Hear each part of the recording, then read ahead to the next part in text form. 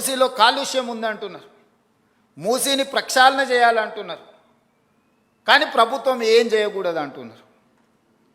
దోమల్ని నియంత్రించాలన్నా, చెత్త ఎత్తాలన్నా, మూసీని ప్రక్షాళన చెయ్యాలన్న డిమాండ్స్ వచ్చినప్పుడు ప్రభుత్వానికి ఏ కార్యాచరణ చేపట్టొద్దు అంటున్నారు. ఏ కార్యాచరణ చేపట్టకుండా ఇవి ఎట్లా సాధ్యమవుతాయో జర్నలిస్ట్గా మీరు నాకు సూచన చేయండి. గుజరాత్ అహ్మదాబాద్ సబర్మతి రివర్ ఫ్రంట్ కట్టుకుంటుంది. 10,000 కుటుంబాలను తరలించింది అక్కడి నుంచి. వాళ్ళు సరైన ప్యాకేజ్ కూడా ఇవ్వలేకపోయారు. ఈరోజు ఢిల్లీ యమునా నదిని ప్రక్షాళన చేస్తారు. ఉత్తరప్రదేశ్ గంగా నది ప్రక్షాళన చేసిన మన గొప్పగా ప్రపంచానికి ప్రచారం కల్పించుకుంటారు. నాకేం అభ్యంతరం లేదు, మంచిది.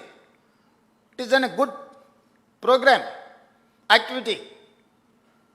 Why can't Musi river development? Ahmedabad Sabarmati river front చేసుకోవచ్చు, ఢిల్లీ యమునా నది రివర్ ఫ్రంట్ డెవలప్ చేసుకోవచ్చు, ఉత్తరప్రదేశ్ గంగా నది రివర్ డెవలప్ చేసుకోవచ్చు. హైదరాబాద్ నగరం మాత్రం మూసీ నదిని ప్రక్షాళన చేయొద్దు అనడము ఏ మేరకు సమంజసము? నేను ఒకటే అడుగుతున్నా, వద్దనే వాళ్ళని. మీరు మొత్తం ప్రాజెక్టే వద్దంటున్నారా?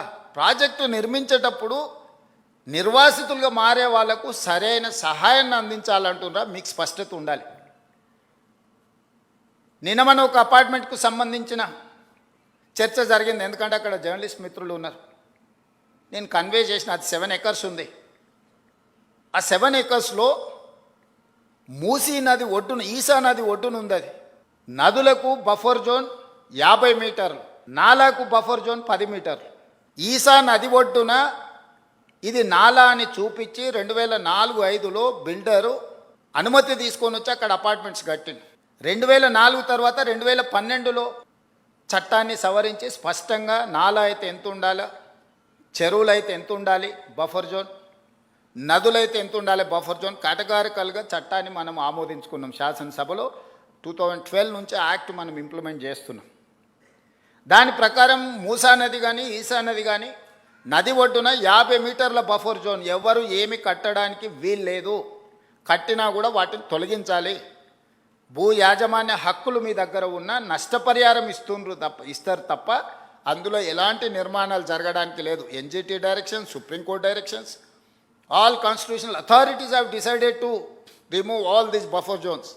ఆ అపార్ట్మెంట్కు సంబంధించి దాదాపుగా 50% ఈ బఫర్ జోన్ 50 మీటర్ల 9 మీటర్ల సెట్ బ్యాక్ చూపించేసి ఇది నాలా అని చూపించి బిల్డర్స్ అక్రమంగా అనుమతి తెచ్చుకొని కట్టినరు. మన వాళ్ళు కొనుక్కున్నారు. అనుమతి చూసే కొనుక్కున్న వాళ్ళ గురించి నేనేం తప్పుగా చెప్పట్లేదు. అనుమతులు అన్నీ చెక్ చేసుకున్నాను.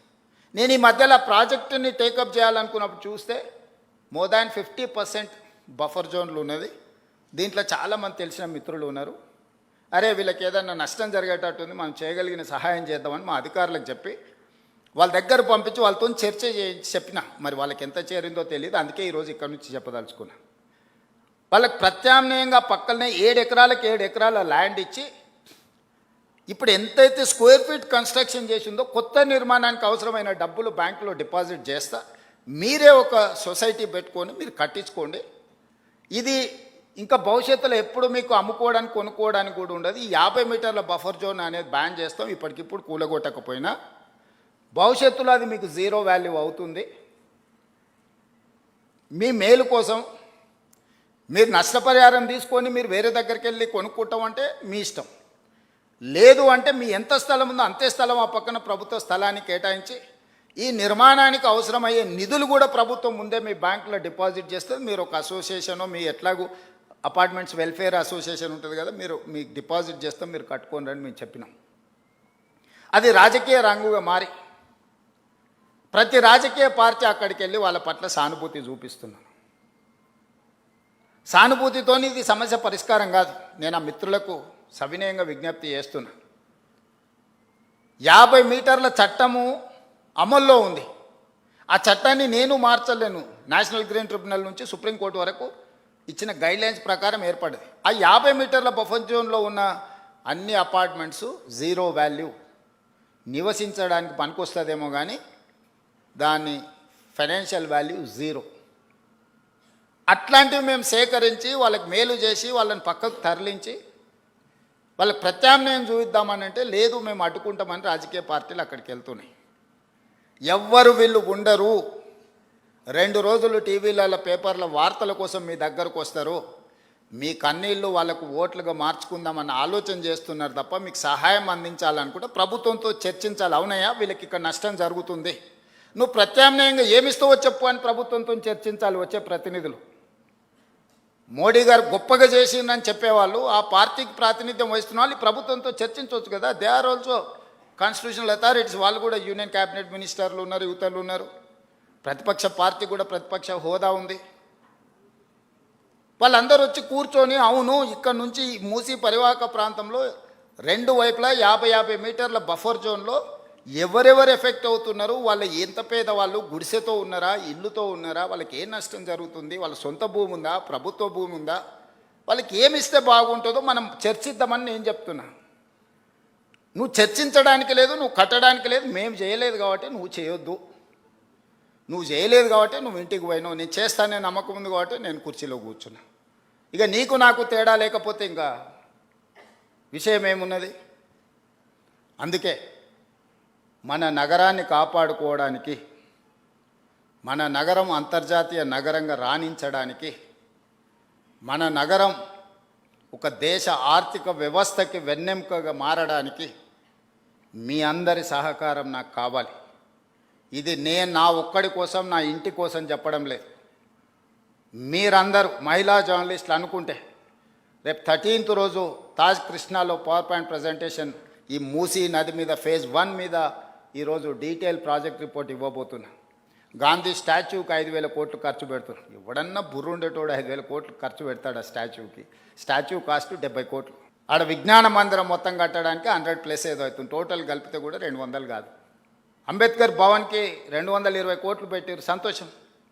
మహాత్మా గాంధీ ఒక విజ్ఞాన కేంద్రానికి ఒక 200 కోట్లు పెడితే మీకు వచ్చిన కష్టం ఏంటి? దాన్ని 5,000 కోట్లు 10,000 కోట్లు అని చిలువలు పలువలు చేస్తారు. నిజం గడప దాటకంటే ముందే అబద్ధం ఊరంతా తిరిగి వస్తుంది. ఇట్లాంటి దగ్గరనే మహిళా జర్నలిస్టులను నా రిక్వెస్ట్ ఒక్కటే, వాస్తవాలను మీరు ప్రజలకు చెప్పండి. అంతెందుకు ఈ గేట్లకు ఎప్పుడన్నా వచ్చిండ్రమ్మా? ఎవరు ఎంతమంది ఉన్నారు చేయొద్దండి గేట్లకు వచ్చిన వాళ్ళు గతంలో? ఇప్పుడు కాదు, గతంలో 5-6 మంది ఉంటారా? గతంలో అప్పుడు కాదమ్మా, రాజశేఖర రెడ్డి గారు ఉన్నప్పుడు ఇది ఇట్లా లేదు కదమ్మా. గడిగా ఉన్నప్పుడు ఎప్పుడైనా వచ్చారా? ప్రజాభవన్ అయినాక వచ్చి ఉంటారు. గడిగా ఉన్నప్పుడు వచ్చిన వాళ్ళు ఏమంటే అప్పుడు కాదమ్మా. 2014 నుంచి 2023 వరకు ఇందులోకి ఎంటర్ అయిన వాళ్ళు ఎవరున్నారు? ఒక 4, 1, 2, 3, 4 ఉన్నారు. సో ఈరోజు ప్రతిరోజు ఈ భవన్లోకి ప్రజలందరూ వస్తున్నారు. ఇది ప్రజలకు వేదిక, ఇది ప్రజావేదిక, ఇది ప్రజా పరిపాలన. ఏది నిషేధిత ప్రాంతం కాదు ఇది. తెలంగాణ ప్రజల్ని నిషేధిస్తే ప్రజలు మనల్ని నిషేధిస్తారు శాశ్వతంగా, ఇంతే. దీంట్లో ఏం పెద్ద థియరీ లేదు, పెద్ద ఇది లేదు. అంతకుముందు అప్పుడప్పుడు ఎప్పుడన్నా ఉత్సవ విగ్రహాలు పండుగల పూట వీధుల్లో చూపిస్తారు.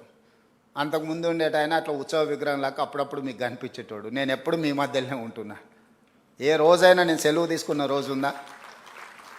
ఏ రోజైనా ఎవరైనా కలుస్తా అంటే కలవని రోజు ఉందా?